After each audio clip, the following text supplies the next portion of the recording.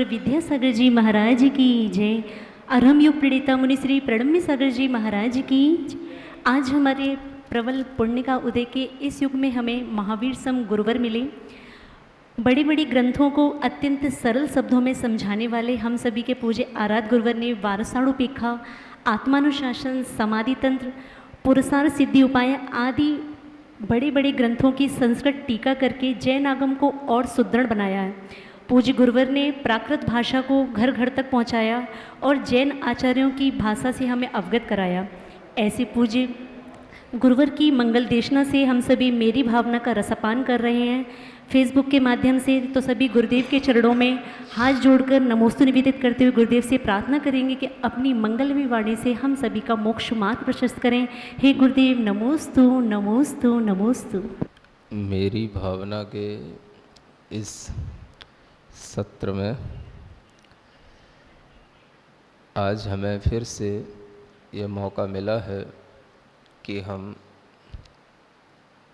मेरी भावनाओं में लिखित जो भावनाएं हैं उन्हें अपनी भावना बनाएं और जो भावनाएं हमें भाने में शेष रह गई हैं उन भावनाओं को भी हम पढ़ कर के अपनी भावना बनाने की कोशिश करें। इसी क्रम में आज ये छंद पढ़ते हैं। इति भीति व्यापे नहीं जग में, वृष्टि समय पर हुआ करे। आज हम सारे जगत में कुछ ऐसी बीमारियां फैलती हैं जिन बीमारियों को महामारी के नाम से जाना जाता है, और ये बीमारियां पहले भी हुआ करती थीं। उन बीमारियों को पहले के समय में इति भीति, रोग, मरी, दुर्भिक्ष इन नामों से जाना जाता था। सुन रहे हैं ना? यानी उन बीमारियों में पूरी की पूरी प्रजा, पूरे के पूरे राष्ट्र में, पूरे के पूरे देश में वह बीमारी का ऐसा आतंक फैल जाता है कि सारी प्रजा उससे पीड़ित होने लग जाती है। इस तरह की जो परेशानियां, आपदाएं आती हैं ये पहले भी आया करती थीं और पहले इस रूप में रहा करती थीं कि लोगों के लिए अगर ये आपदाएं आ गई हैं तो उन्हें बहुत नुकसान उसका भुगतना पड़ता था।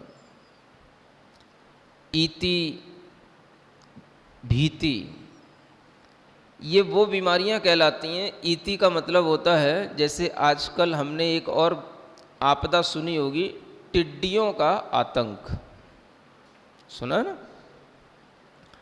तो ये इति कहलाती है। आपके लिए ये चीज़ें बड़ी नहीं हैं, लेकिन ये चीज़ें बहुत बड़ी बड़ी चीज़ें होती हैं, बहुत बड़ी बड़ी आपत्तियां हैं। ये क्यों हैं?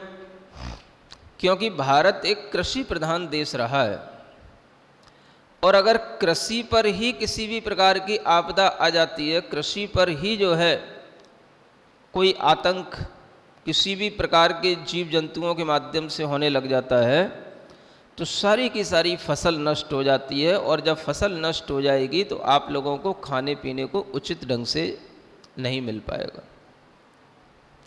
तो ऐसा जब होता था तब उसको इति कहा जाता था। ये क्या है?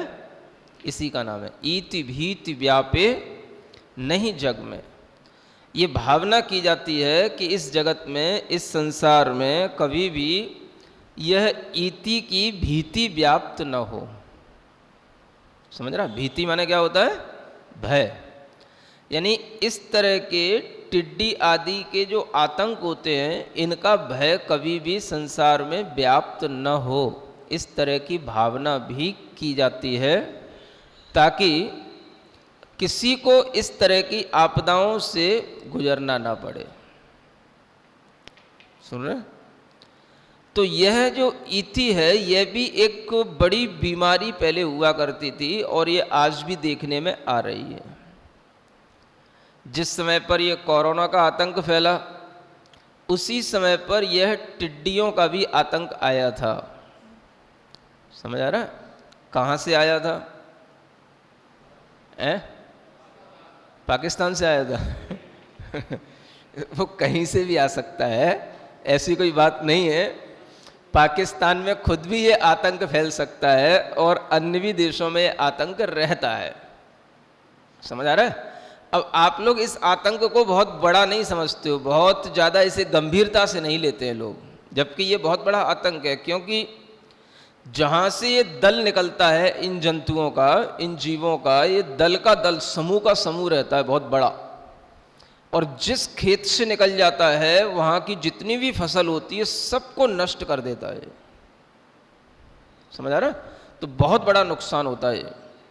जब किलोमीटरों तक की ऐसी फसलें इनके माध्यम से नष्ट हो जाएंगी तो अपने आप क्या होगा?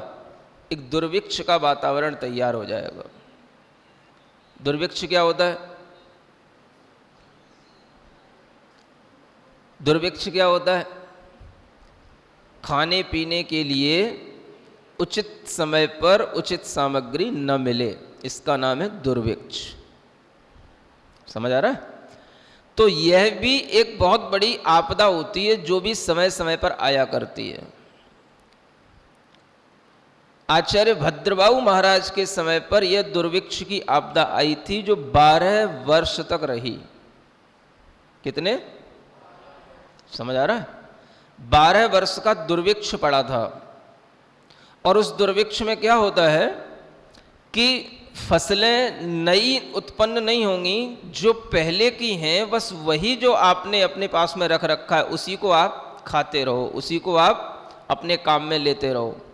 और वो सब पुराना जो रखा हुआ है वह धीरे धीरे जब समाप्त होने लग जाता है तो लोग खाने पीने के लिए बहुत परेशान हो जाते हैं। तब ये दुर्भिक्ष का वातावरण बन जाता है। बहुत भयंकर वातावरण बनता है ये। अगर आप कभी शास्त्रों में पढ़ोगे उस दुर्भिक्ष का, 12 वर्ष के दुर्भिक्ष का, तो आप सोचोगे क्या ऐसा संभव है? समझ आ रहा है? मतलब इतना बड़ा दुर्भिक्ष का वातावरण कि लोगों के पास में कुछ भी खाने को नहीं रहता, और लोग इतने ज़्यादा भूख से तड़फने लग जाते हैं कि अगर कोई व्यक्ति कहीं से आता हुआ दिखाई दे रहा हो और उसे ये पता हो कि ये कहीं से खा के आ रहा है तो उसका पेट तक फाड़ देते हैं लोग। समझ आ रहा है? इसको बोलते हैं भूखा क्या नहीं करता। समझ में आ रहा है ना? भूखा व्यक्ति सब कुछ कर सकता है। भूख एक बहुत बड़ी आपत्ति है। इसीलिए जैन दर्शन में इस क्षुधा को एक वेदना कहा जाता है, एक रोग का रूप दिया जाता है कि बहुत बड़ा अपने लिए क्षुधा रोग है। समय पर अगर हम इसका समन करते रहते हैं, समय पर इस गड्ढे में हम सामग्री डालते रहते हैं, तब तक तो हम ठंडे रहते हैं। और जिस दिन समय पर वो चीज़ नहीं मिलती है तो हमारे टेम्पर बड़े हाई हो जाते हैं। समझ आ रहा है? इसलिए यह समझो कि जब व्यक्ति को 2 दिन, 4 दिन, 8 दिन खाने को न मिले तो एक एक कण की उसे कीमत उस समय पर समझ में आती है। और वह व्यक्ति थोड़ा थोड़ा भी कुछ खाने को अगर कहीं मिल गया, इतना सा भी पीने को मिल गया, इतना सा भी, तो चलो इतना बहुत हो गया, ऐसा सोच करके भी लोग दिन निकालने लग जाते हैं। इतनी बुरी स्थिति आ जाती है।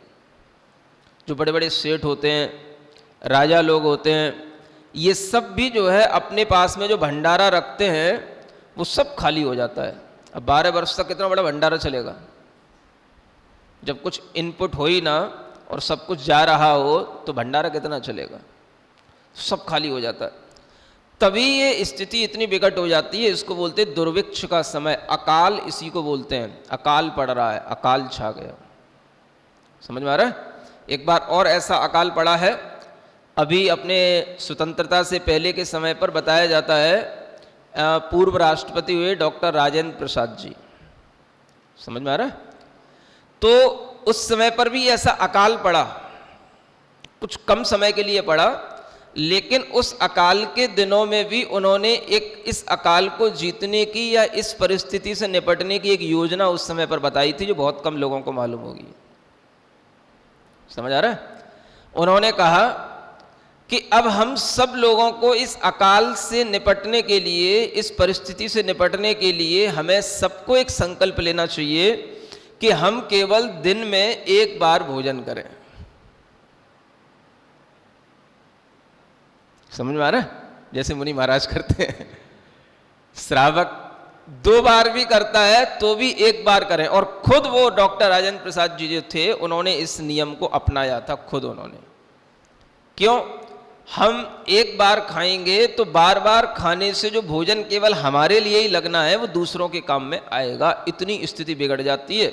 भोजन को सबके पास तक लंबे समय तक पहुंचाने के लिए इस तरह के भी नियम लागू करने पड़ते हैं, तब ये अकाल की स्थितियों से ऊपर उठ पाते हैं। सुन रहे हो? इसलिए आज का समय आप लोगों के लिए बड़ा सुख का समय है। समझ आ रहा है? भारतीय व्यंजन तो होते ही हैं, दुनिया के जितने भी और देशों के व्यंजन हैं वो भी आप खाने पीने में कमी नहीं रखते हो। चाहे चाइनीज फूड हो, चाहे और किसी यूएस यूके के भी कोई भी व्यंजन हो, सब कुछ आपको खाना है, अपना भी खाना है और उनका भी खाना है। समझ आ रहा है ना? इतने क्या बोलते हैं, खबासी लोग हो गए इस भारत के कि ये भी नहीं सोचते हैं कि हम केवल अपने ही देश में उत्पन्न हुआ भोजन करें, दूसरे देश का भोजन हमें करने की क्या जरूरत है। उन देशों के लोगों के लिए उन देशों का भोजन है, उसकी पूर्ति वो अपने देश में नहीं कर पा रहे हैं, तो हम क्यों उस भोजन को करें? वो अपने ही देश की पूर्ति कर लें। क्या समझ आ रहा है? अपने ही देश के लोगों को पर्याप्त भोजन सामग्री प्रदान कर लें, इतना ही बहुत है।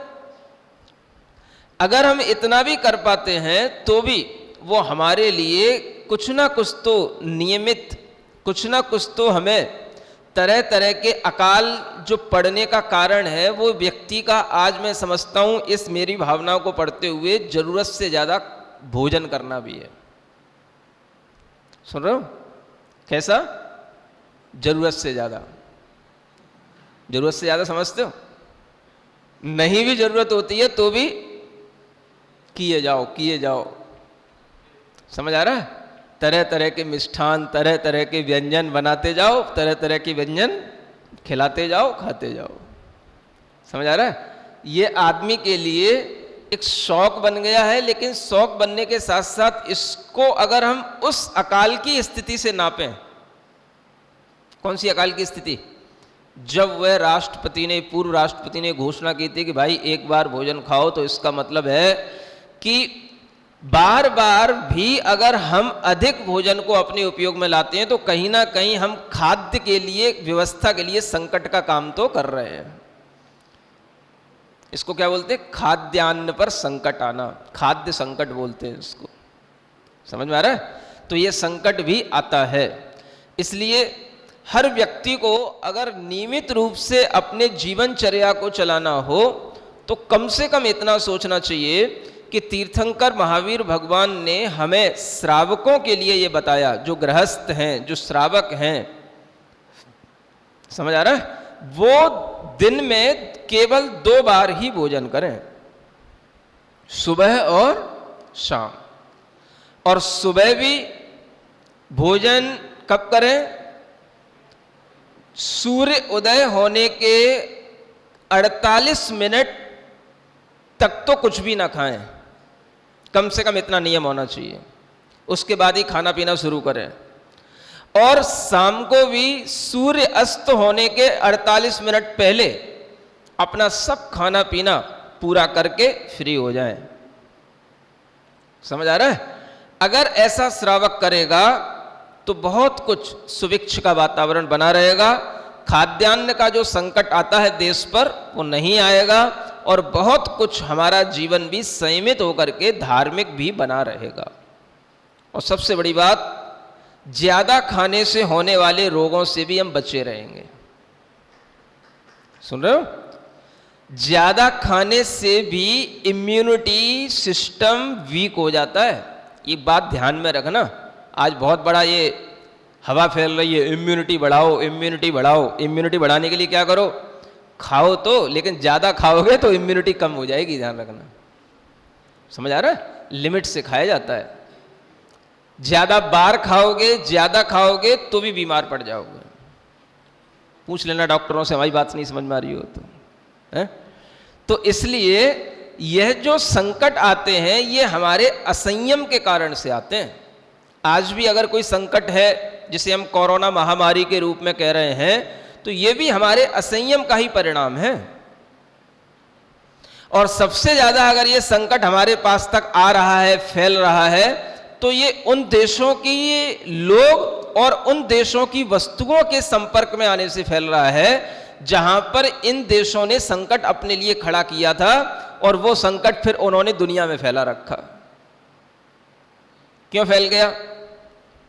अगर आज इस तरह का जमाना ना होता, देखो सोचो, आप लोग तरक्की तरक्की तरक्की बहुत सोचते हो, अगर आज इस तरह का जमाना ना होता कि मान लो ये जो एरोप्लेन ना होते, समझ आ रहा है, तो दुनिया के देश के दूसरे लोग ये वहां से यहां तक जब आते हैं तो कम से कम 15 दिन लगते हैं उनको।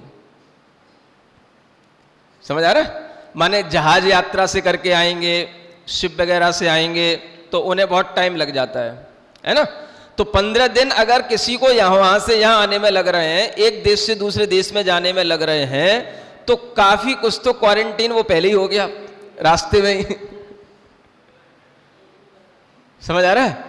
और जब आपने इतने बड़े बड़े प्लेनों की व्यवस्था कर ली कि सुबह वहां शाम को यहां, तो बस वो कोरोना सुबह वहां और शाम को यहां।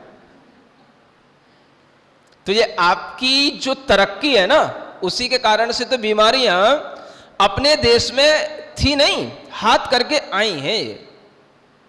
और ये जो बीमारी आई है ये संपर्क से ही आई है, उन्हीं लोगों के माध्यम से आई है जो विदेशों से भीतर घुसे अपने देश में आए हैं।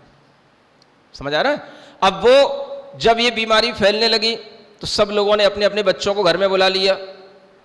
समझ आ रहा है? तो उस समय पर तो कोई ऐसी अवेयरनेस थी नहीं कि भाई आपको ये क्वारंटीन होना है, कि आपको ये हाथ पैर अपने स्टेलाइज करना है, कि ये करना वो करना, कुछ तो था ही नहीं। सब जल्दी जल्दी अपने घरों में आके बैठ गए, और जितनी उड़ानों से उड़ करके जितनी जल्दी जल्दी विदेशी लोग, भारत के ही अपने ही देश के लोग जो विदेशों में रहते थे, वो जितनी जल्दी जल्दी आ पाए, उनसे ही ये फैलना शुरू हुआ। अथवा जो विदेशी जो सीमाओं पर लोग रहते हैं, समझ आ रहा है, चाहे वो पुलिस के लोग हों, चाहे मिलिट्री के लोग हों, ऐसे लोग जो सीमा पर आदान प्रदान करने का काम करते हैं, रहते हैं, उनके द्वारा फैलता है ये। हमेशा बीमारियां ऐसी फैलती हैं, एक देश से दूसरे देश में बीमारियां इन्हीं संपर्कों के माध्यम से फैलती हैं। तो वो फैली। और दूसरा, सब लोग चाइना का फूड खाने में तो सब लोग मस्त ही हैं। समझ आ रहा है? जितने भी चाइनीज आइटम हैं, अभी भी आपको खाने में कोई तकलीफ तो हो ही नहीं रही है। भले ही कोरोना जिसको हो रहा है, जब होएगा तो देखा जाएगा, लेकिन अभी भी चाइनीज आइटम का आपने कभी भी कोई भी ना तो बहिष्कार करना तो बहुत दूर की बात है, त्याग भी नहीं किया। समझ आ रहा है? तो ये चीजें हमें बताती हैं कि हम अपने असंयम के कारण से ही इस तरह की बीमारियों को निमंत्रण देते हैं। इसलिए यहां कहा जा रहा है, ये बहुत अच्छी भावना है, आप आज के समय पर इस भावना को भाव। ईति भीति व्यापे नई जग में, वृष्टि समय पर हुआ करे। वृष्टि माने वर्षा। समझ आ रहा है? टाइम पर होने का नाम सुभिक्ष कहलाता है। और वर्षा समय पर ना हो, असमय में हो, तो वो दुर्भिक्ष कहलाता है। ज्यादा हो जाए तो उसको बोलते हैं अतिवृष्टि। सुन रहे हो? और जहां पर लोग तरह तरह के असंयम, मांसाहार, दुराचार में लिप्त होते हैं, वहां पर ये वर्षाएं समय पर होती नहीं है। समझ आ रहा है? तो ये सब स्थानीय लोगों के पुण्य और पाप कर्म का ही फल जानना चाहिए।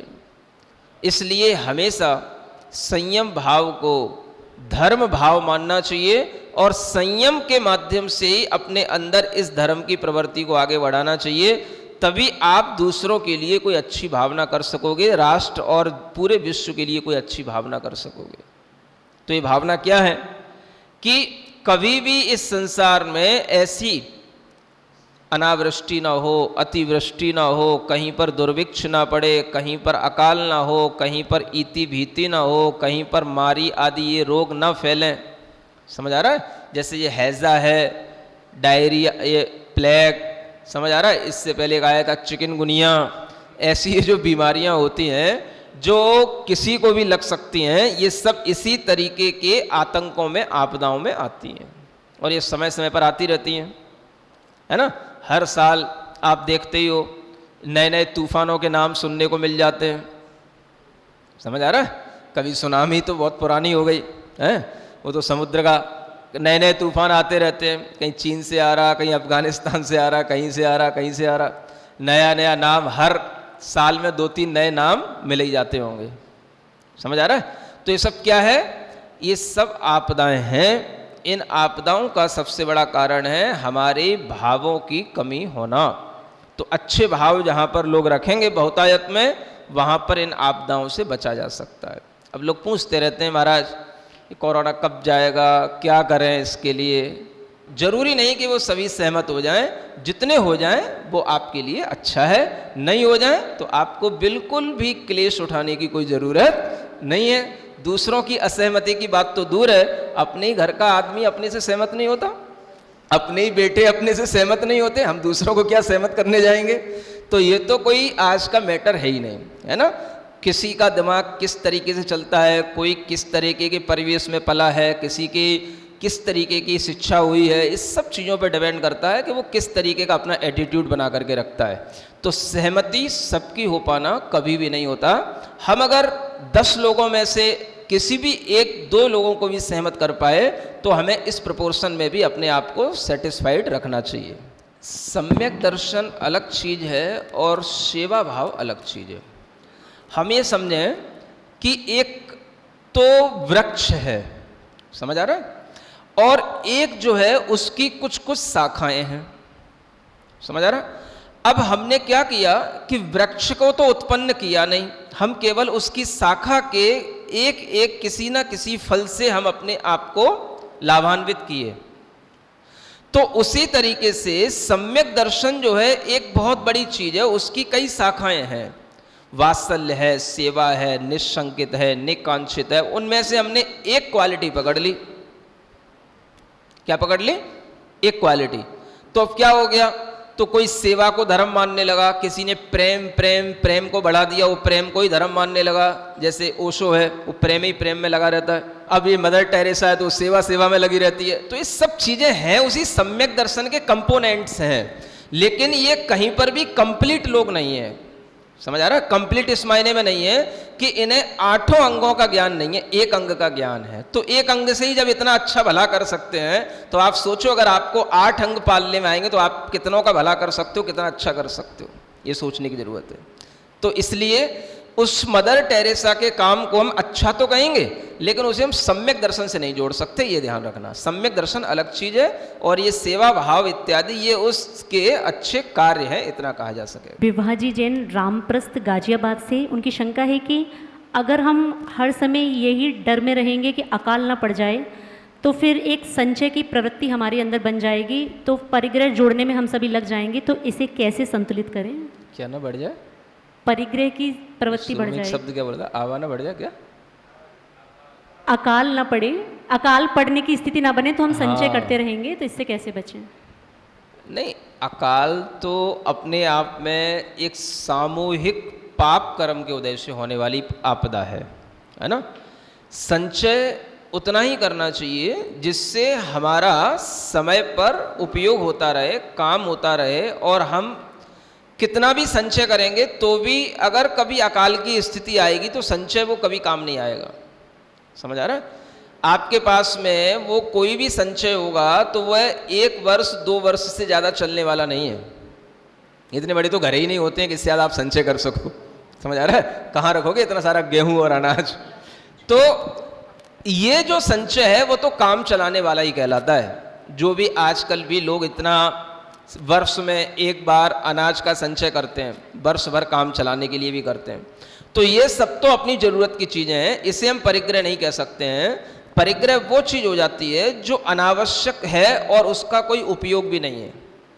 जहां पर लोगों के कारखाने भरे पड़े हैं और वहीं पर कारखाने के बाहर लोग भूख के कारण से मर रहे हैं, उसी कारखाने में लोग भूख से मर रहे हैं, और उसी कारखाने में मतलब कि अनाज सड़ रहा है। समझ आ रहा? इसको बोलते संचय, इसको बोलते परिग्रह, ये पाप होता है। तो इस तरह की स्थिति न बने, ऐसा ध्यान में रखना चाहिए। अनीता जैन जी जबलपुर से, उनका प्रश्न है, हमारा अगला भव भी संयम के साथ रहे, इसके लिए हमें कैसी भावना भानी चाहिए? जिस तरह की हम भावना वर्तमान में करते हैं और जिस तरह की भावना हम करते करते करते करते अपने अंदर मृत्यु के समय पर भी दृढ़ता ले आते हैं, उसी भावना के फल से मृत्यु के उपरांत हमें वो भावना की पूर्ति होती है। ये नियम है। तो अगर आपको संयम की भावना है तो संयम की भावना अभी भी करो। जिस समय पर कोई दुख आए, संकट आए, तब भी संयम की भावना करो। और इस तरह से करते करते जब हमारे जीवन का अंत समय आए, तब भी हम ये भावना रखें कि हमारे अंदर भी संयम का भाव उस समय पर बना रहे। अगर हम इतना कर पाए तो अगले जन्म में भी वो संयम हमको बहुत आसानी से मिलेगा। शैलेंद्र शाह जी उज्जैन से, उनका प्रश्न है, राजा धर्मनिष्ठ होकर भी प्रजा के साथ न्याय नहीं कर पाए तो क्या करें? नहीं, दोनों चीज़ें विपरीत कैसे होंगी? धर्मनिष्ठ होगा तो न्याय करेगा। इसीलिए तो मैंने बताया कि धर्मनिष्ठ का मतलब ही है जो न्याय नीति से चलने वाला हो। धर्मनिष्ठ का मतलब इतना तो नहीं है कि केवल जो है वो मंदिर जा रहा हो या कोई पूजा पुजापा में ही लगा रहता हो, इसका नाम धर्मनिष्ठ नहीं है। धर्मनिष्ठ का मतलब ही होता है जो न्याय नीति से प्रजा का पालन करता हो। संजय जैन जी गोटेगांव से, उनका प्रश्न है, महाराज जी कल की चिंता में हम आज का आनंद नहीं ले पाते, इससे बचने के लिए हम क्या करें? हम जानते तो हैं पर जब समय आता है तो भूल जाते हैं। इसीलिए समय समय पर इस तरह के उपदेशों को सुनते रहना चाहिए। समझ आ रहा है? हाँ, हम जानते तो हैं लेकिन हमको भी रिमाइंडर एक चाहिए पड़ता है। समझ आ रहा है? रिमाइंडर जानते हो?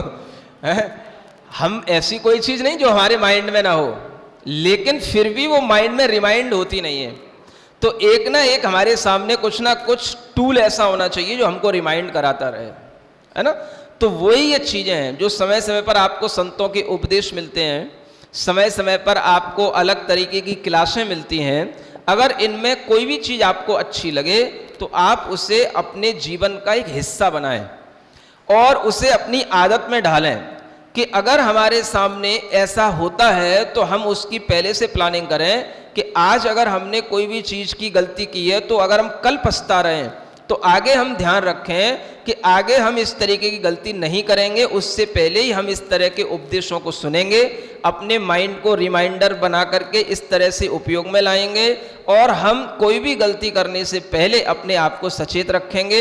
यह हमारे मन के अंदर का संकल्प होना चाहिए। और इस तरह के उपदेश या कोई भी ऐसी बुक्स जो आपको मोटिवेशन देती हो वो आपको हमेशा अपने पास में रखना चाहिए और उसका बार बार उपयोग करना चाहिए।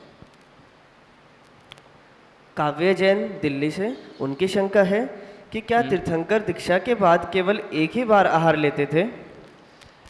ऐसा तो नहीं है।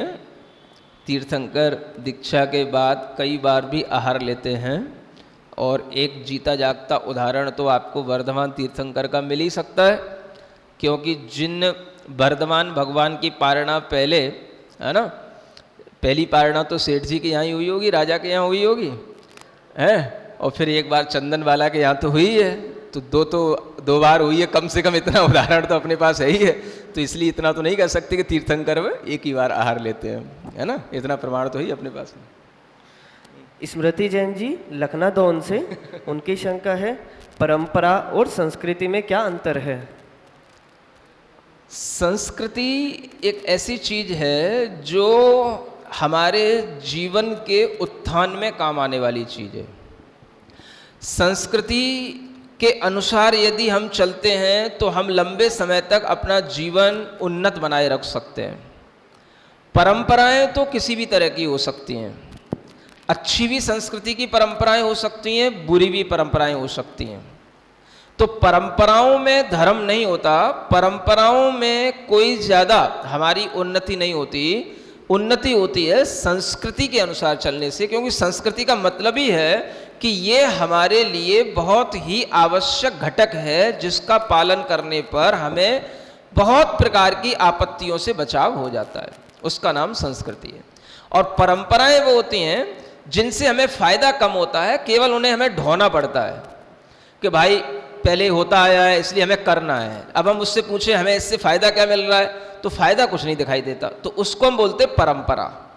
समझ आ रहा है? लेकिन संस्कृति की कोई भी चीज होगी तो उससे आपको फायदा जरूर दिखाई देगा कि इससे हमें ये फायदा मिल रहा है, इससे हमको ये लाभ मिलता है, ये हमारे लिए संस्कृति कहलाती है। तो परंपरा और संस्कृति में ये बहुत बड़ा अंतर समझ के रखना चाहिए।